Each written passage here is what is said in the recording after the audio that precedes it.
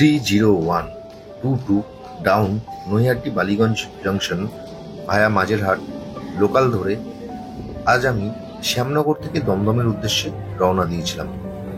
এই ট্রেনে করে যাওয়ার মূলত একটাই উদ্দেশ্য, শ্যামনগর থেকে দমদম পর্যন্ত কতগুলো স্টেশন পড়ে এবং সেই স্টেশনগুলোর নাম কি। তো শ্যামনগরের পরবর্তী স্টেশন যেটি আসছে তার নাম হলো ইছাপুর। চলুন দেখতে থাকুন সম্পূর্ণ ভিডিওটা না কেটে।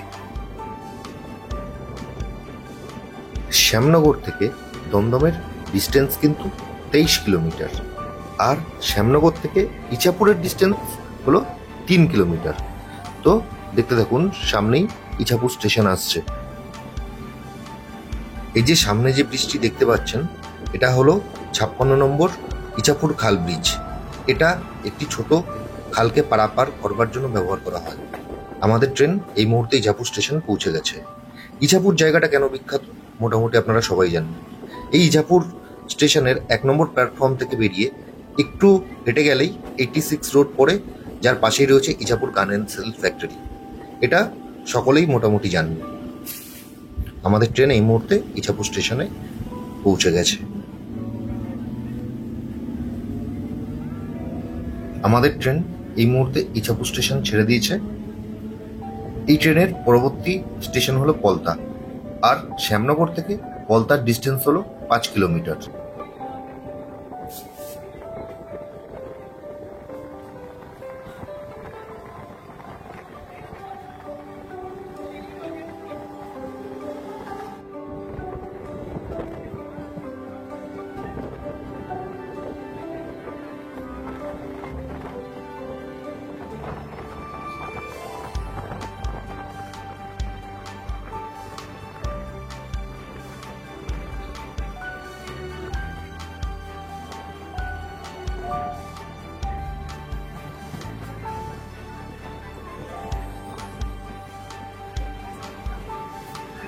আমাদের ট্রেন এই মুহূর্তে পলতায় প্রবেশ করেছে।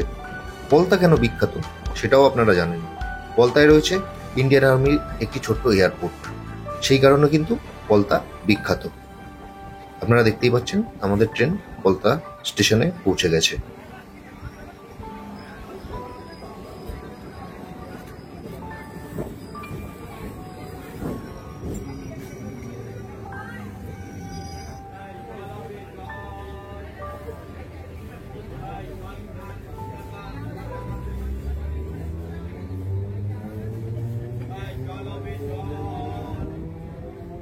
আমাদের ট্রেন এই মুহূর্তে পলতা স্টেশন ছাড়লো। সামনে যে স্টেশনটি আসছে সেই স্টেশনটি প্রত্যেকেই চেনেন। সামনে যে স্টেশনটি আসছে সেই স্টেশনটির নাম হলো ব্যারাকপুর স্টেশন। ব্যারাকপুর কেন বিখ্যাত সেটা আমি ব্যারাকপুরে গিয়েই বলছি।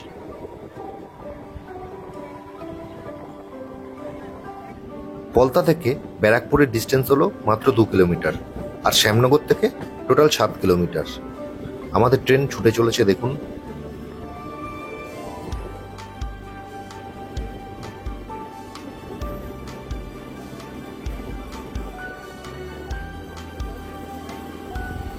পড়ন্ত বিকেলে এই ট্রেনের জার্নিটা কিন্তু অসাধারণ লাগছে। তার মধ্যে বাইরের হাওয়াটা লাগছে, তাতে আরো মনটা যেন জুড়িয়ে যাচ্ছে। দেখুন কিভাবে ট্রেনটি ছুটে চলেছে ব্যারাকপুরের উদ্দেশ্যে।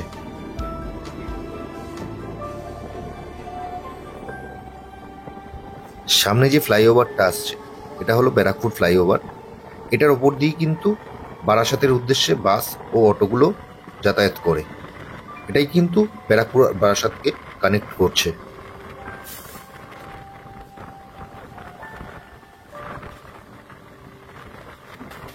ব্যারাকপুর কেন বিখ্যাত সেটা আপনাদেরকে বলি। 1857 সালে ইস্ট ইন্ডিয়া কোম্পানির বিরুদ্ধে একটু কিন্তু বিদ্রোহ ঘোষণা করা হয়। সেই বিদ্রোহের নাম হলো সিপাহী বিদ্রোহ। এই বিদ্রোহের পর কিন্তু ইস্ট ইন্ডিয়া কোম্পানিকে যথেষ্ট বেগ পেতে হয়েছিল। আর এই বিদ্রোহের একজন নেতা, তার নাম তো আপনারা সকলেই জানেন, মঙ্গল পাণ্ডে। তার নামে কিন্তু এখানে একটি ঘাট আছে, মঙ্গল পাণ্ডে ঘাট। ব্যারাকপুর স্টেশনের 1 নম্বর প্ল্যাটফর্ম থেকে বেরিয়ে সোজা আপনারা যদি 5 থেকে 7 মিনিট হাঁটেন, চিড়িয়ামোড় ক্রস করলেই পড়বে কিন্তু ব্যারাকপুর কোর্ট। আর এখানে একটি বিএসএফ ক্যাম্প আছে, এটা তো আপনারা প্রত্যেকেই জানেন।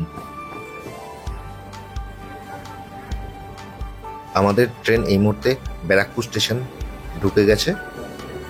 আর এই ব্যারাকপুর স্টেশনের 1 নম্বর প্ল্যাটফর্মে কিন্তু একটি জনপ্রিয় বজরংবলীর মন্দির আছে, যেখানে কিন্তু আপনারা প্রত্যেক মঙ্গল শনিবার আসলে দেখতে পাবেন এখানে কত লোকের জমায়েত হয়। এই মন্দিরটি কিন্তু খুবই জাগ্রত।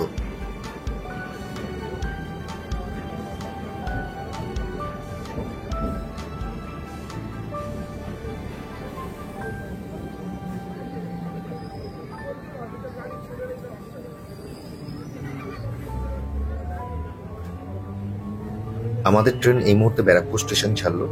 এই ট্রেনের পরবর্তী স্টেশন হলো টিটাগড়, যার ব্যারাকপুর থেকে ডিস্টেন্স হলো মাত্র 2 কিলোমিটার, আর শ্যামনগর থেকে টোটাল 9 কিলোমিটার।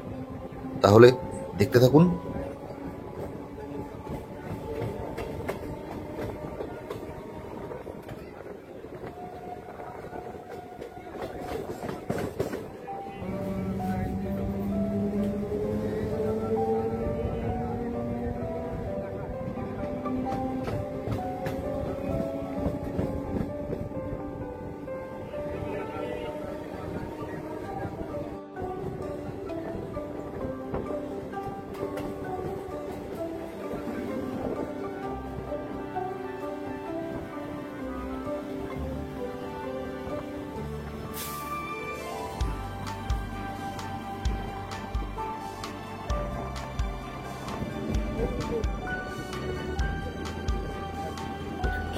আপনারা সকলেই জানেন টিটাগড়ের টাটা গেটে কিন্তু একটি সিএসসি পাওয়ার প্ল্যান্ট আছে, ও টিটাগড় স্টেশনের আশেপাশে বেশ কিছু ছোট বড় কলকারখানা আছে, এবং টিটাগড়ে কিন্তু বেশ কিছু পেপার মিলও আছে। তার জন্য কিন্তু টিটাগড় বিখ্যাত।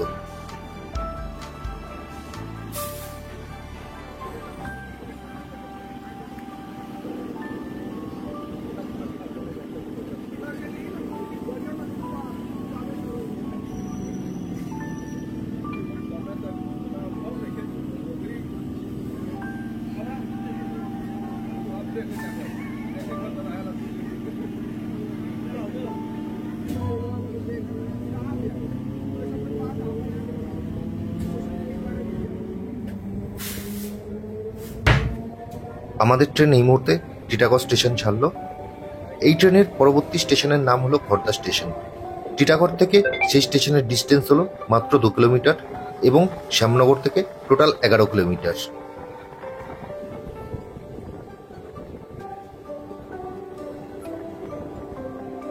আমাদের ট্রেন খড়দার উদ্দেশ্যে ছুটে চলেছে। দেখুন এই পড়ন্ত বিকেলে এই রেলপথ কত সুন্দর লাগছে। সূর্যি মামা কিন্তু আর কিছুক্ষণের মধ্যেই আমাদেরকে ছেড়ে বিদায় নেবেন। আবার তাকে দেখা যাবে আগামীকাল ভোরবেলায়।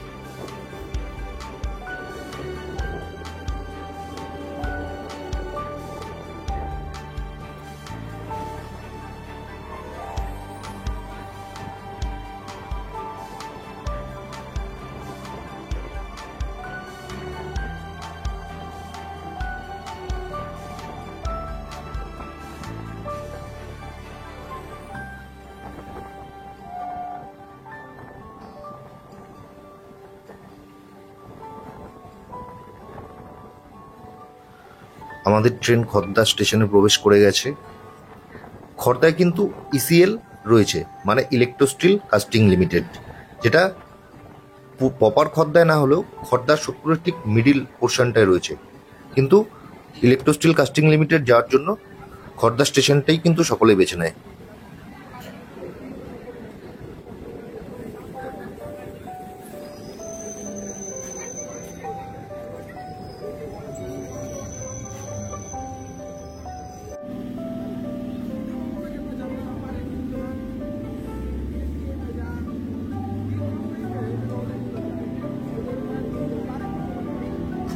আমাদের ট্রেন খড়দা স্টেশন ছাড়লো। এই ট্রেনের পরবর্তী স্টেশনের নাম হলো সোদপুর স্টেশন। খড়দা থেকে সোদপুরের ডিস্টেন্স কিন্তু 3 কিলোমিটার, আর শ্যামনগর থেকে টোটাল 14 কিলোমিটার।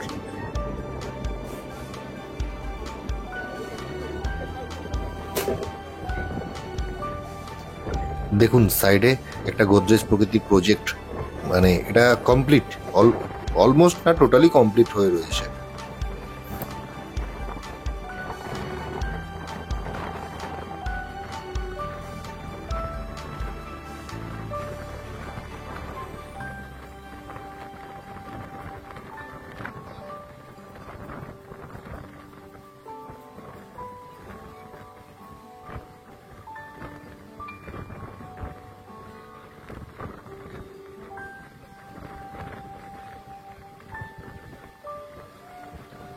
এই যে সোদপুরের সাইডিং বাজার, এখানে অনেক মালগাড়ি দাঁড়িয়ে রয়েছে।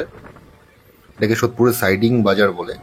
এই মালগাড়িগুলো যেখানে রয়েছে তার পাশেই কিন্তু বাজার রয়েছে।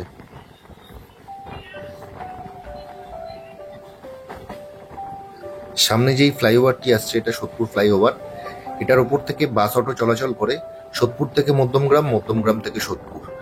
আর একবার মধ্যমগ্রাম পৌঁছে গেলে আপনি কিন্তু এয়ারপোর্টও পৌঁছে যেতে পারবেন সহজে, আপনি ভিআইপিতেও পৌঁছে যেতে পারবেন। পিছনে আপনি যশোর রোড ধরে বনগাঁ, বারাসাত এই সমস্ত জায়গাগুলোতে কিন্তু অনায়াসে পৌঁছে যেতে পারবেন। আমাদের ট্রেন সোদপুর প্রবেশ করলো। সোদপুর সম্বন্ধে বিশেষ কিছু বলবার নেই, সোদপুর জায়গাটা এমনিই জনপ্রিয়। অনেকেই পুজোর মার্কেটিং করতে সোদপুরে আসেন, রেডিমেড সেন্টার, শ্রীনিকেতনে। সোদপুর 1 নম্বর প্ল্যাটফর্ম থেকে নেমে যে কোনো টোটো ধরে শুকচর পৌঁছে যাবেন। আর শুকচরে কিন্তু বিখ্যাত সেই সাই বাবার মন্দিরটি আছে।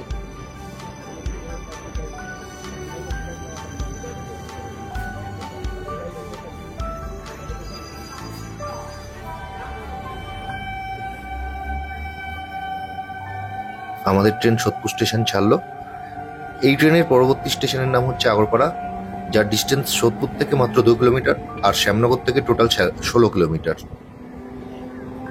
03196 টাউন লালগোলা শিয়ালদা প্যাসেঞ্জার আমাদের সাথেই পাল্লা দিয়ে চলেছে। হঠাৎ চারিদিকে দৃশ্য দেখতে দেখতে কখন আমাদের ট্রেন আগরপাড়ায় পৌঁছে গেছিল সেটা আমি নিজেও বুঝতে পারিনি। যাই হোক, এই মুহূর্তে আমাদের ট্রেন আগরপাড়া স্টেশন ছাড়ছে। আর আগরপাড়া স্টেশনটা কিন্তু টেক্সমেকো, অনেকেই নাম শুনেছেন। টেক্সমেকোর জন্য কিন্তু আগরপাড়া জায়গাটা খুবই বিখ্যাত। এই ট্রেনের পরবর্তী গন্তব্য হচ্ছে বেলঘরিয়া, যার ডিস্টেন্স হলো আগরপাড়া থেকে 2 কিলোমিটার আর শ্যামনগর থেকে টোটাল 18 কিলোমিটার। বেলঘরিয়া এমন একটি জনপ্রিয় জায়গা যার 1 নম্বর প্ল্যাটফর্ম থেকে বেরিয়ে আপনারা অটো ধরে অনায়াসে ডানলপ পৌঁছে যেতে পারবেন। আবার 4 নম্বর প্ল্যাটফর্ম থেকে বেরিয়ে অটো ধরে অনায়াসে বিরাটি, আর বিরাটি থেকে অটো ধরে অনায়াসে এয়ারপোর্ট পৌঁছে যেতে পারবেন। তাই যারা এয়ারপোর্ট যেতে চান তাদের জন্য বেলঘরিয়া খুব সুবিধাজনক, আর যারা ডানলপ যেতে চান তাদের জন্য বেলঘরিয়া খুব সুবিধাজনক। আমাদের ট্রেন বেলঘরিয়া ঢুকছে।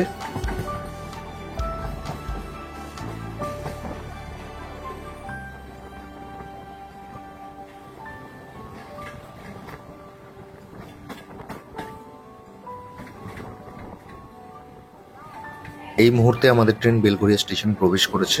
আপনারা দেখতেই পাচ্ছেন, এটা হলো বেলঘরিয়া স্টেশন।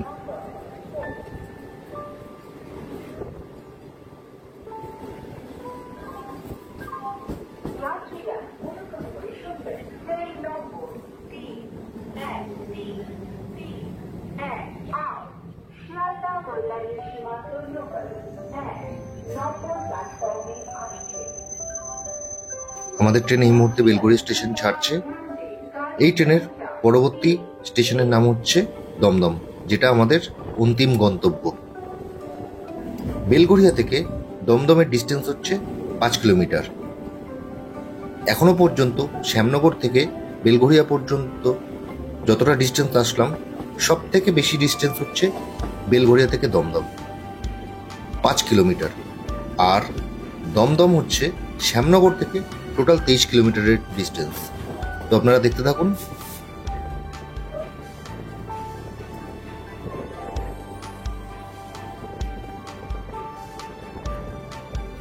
বন্ধুরা, আপনাদের যদি আমাদের আজকের ব্লগটি ভালো লেগে থাকে অবশ্যই সেটা কমেন্টের মাধ্যমে জানাবেন। আর যদি ভিডিওতে কোথাও ভুল ভ্রান্তি হয়ে থাকে সেটাও কমেন্ট সেকশনে জানাবেন। আর ভিডিও যদি ভালো লাগে আপনাদের অবশ্যই লাইক করবেন, আপনাদের বন্ধুবান্ধব ফ্যামিলির মেম্বারদের শেয়ার করবেন। আর আমাদের চ্যানেল জয়জি স্টুডিওকে অবশ্যই সাবস্ক্রাইব করে আমাদের পাশে থাকবেন।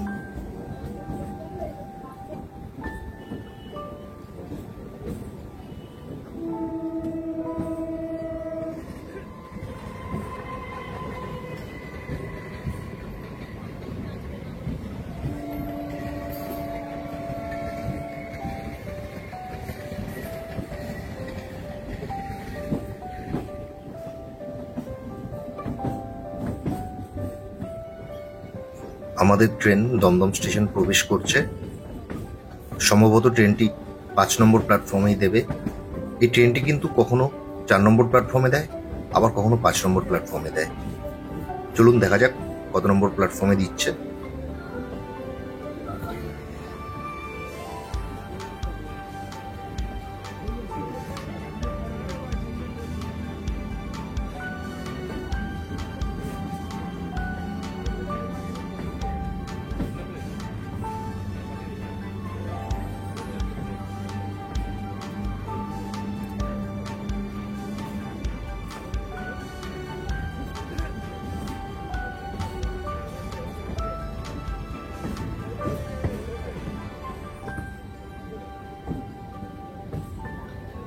আমাদের ট্রেন 5 নম্বর প্ল্যাটফর্মেই দিয়েছে। এখন আমি ট্রেন থেকে নেমে যাব, আর আমাদের এই আজকের ব্লগটি এখানেই শেষ করব। আপনারা সকলেই ভালো থাকবেন, সুস্থ থাকবেন, আর জয়জিৎ স্টুডিওকে সাবস্ক্রাইব করে আমাদের পাশে থাকবেন। দেখা হবে আবার অন্য একটি পর্বে।